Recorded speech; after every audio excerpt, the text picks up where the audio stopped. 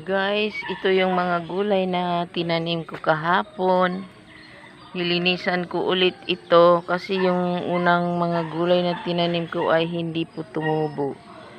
Kaya tinaniman ko na lang na gulay na madali lang tumubo. Ayan, talbos ng kamote.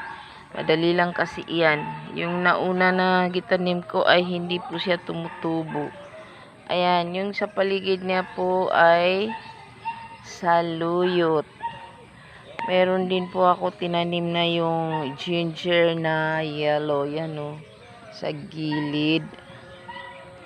Yan po guys. At saka yung iba nandiyan natakpan hindi nakikita. So guys. Hindi po kasi maganda yung lupa. Kaya siguro hindi sila tumubo ng maayos. So guys. Ito naman dito sa kabila ay kangkong. Ito naman kasi kangkong pagka nawawala yung tubig, nagde-dry, nagpapangit po ang kanyang mga dahon.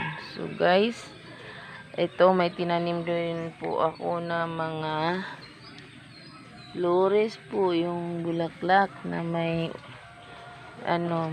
mamumunga po. Yan, yung sa okra po guys, yung maliliit, hindi pa naglaki yan. Yan na rin po yung dati. Ayan guys. Yung dyan sa kabila. So, guys, share ko lang sa inyo. Ang aking masasabi sa inyo ay magtanim na po kayo ng gulay para po makakalibre kayo ng gulay at malusog pa po kayo. Ito po yung talbos ng kamuti ay napakadali lang po tumubo. So, magtanim po kayo sa inyong mga bakuran. So, maraming salamat. Thanks for watching.